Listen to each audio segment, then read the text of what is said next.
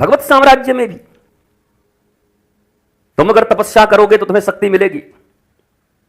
ये जितने भी असुर बलशाली हुए थे सब तपस्या के बल पर हुए थे। छक्के छुड़ा करके रखा हुआ था इन्होंने सारी दुनिया का केवल अपनी तपस्या के बल पर। और वर्तमान समय में इनसे बड़ा कोई तपस्वी नहीं था जो इनको मार सके, नहीं तो भगवान श्री राम को स्वयं आने की जरूरत नहीं पड़ती।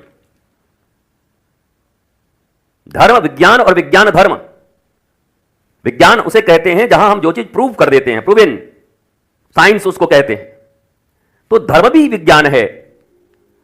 अगर उस समय में रावण जैसा कोई तपस्वी होता, क्योंकि सब कोई जानते हैं कि तपस्या के बल पर ही मनुष्य शौर्य, ओज, तेज, वीरता प्राप्त करता है। शक्ति कहां से आती है? तपस्या से आती है, तपश्चर्या। तो यह साइंस के आधार पर प्रूव हो गया कि उस समय में रावण को मारने वाला कोई नहीं था तपस्वी। नहीं तो ठाकुर जी भला क्यों आते फिर? अर्थात रावण की तपस्या सर्वोपरि थी। रावण ने तपस्या के बल पर इतना बल प्राप्त किया कि कोई भी उसको मार सकने में सक्षम नहीं था। लेकिन उसकी नीयत ठीक नहीं थी, नीति ठीक नहीं थी। शक्ति प्राप्त कर लिया था तो शक्ति गलत हाथों में थी, लेकिन तपस्या से बनाई गई थी।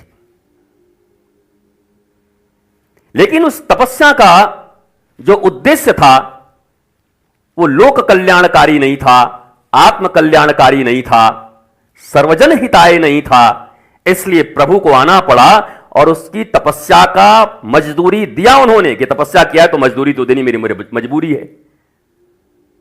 भाई मजदूरी किया तो उसका फल देना भगवान की भी मजबूरी है, वो ना नहीं कर सकते। मजदूरी किया हो, बोला हमारी मजबूरी है, ले जाओ। गीता में श्री कृष्ण कह रहे हैं तुम शुभ करो अशुभ करो अवश्यमेव भोक्तव्यम। शुभ करो अशुभ करो तुमको भोगना ही पड़ेगा, मिलेगा ही तुमको। एक विमर्श है भारतीयों के पास, क्योंकि भारतीय विमर्श नहीं करते।